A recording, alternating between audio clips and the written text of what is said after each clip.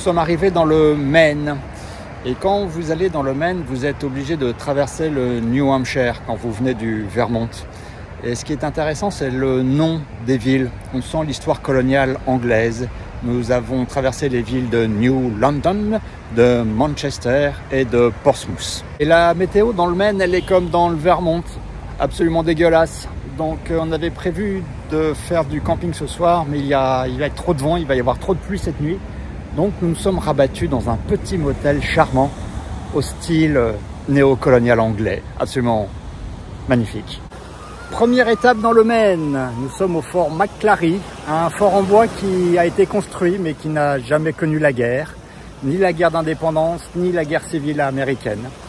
Et derrière, il y a la baie, et c'est très très joli, ça rappelle un peu la Bretagne. Il y a des phares, des petits ports avec des bateaux à voile. Dans le Maine, les plages semblent absolument infinies.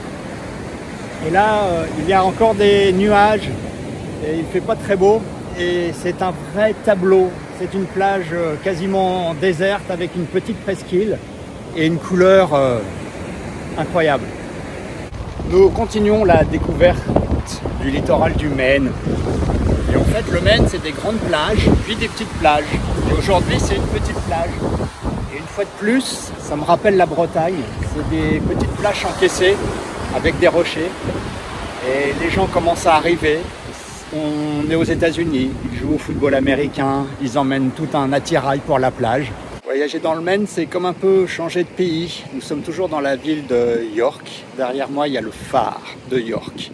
Et le phare est juste devant une côte très tourmentée, très dentelée, avec des gros rochers noirs. Et de l'autre côté, il y a un parking avec plein de touristes, des camping-cars avec leurs petits chiens, les propriétaires qui viennent de Floride. Et c'est une atmosphère maritime que j'avais un peu oubliée. Nouvelle aventure dans le Maine.